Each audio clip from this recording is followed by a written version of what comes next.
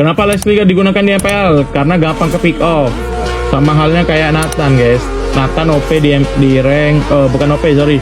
Nathan banyak di pick di rank, tapi kenapa di MPL nggak kepake? Ya karena Nathan gampang di pick off.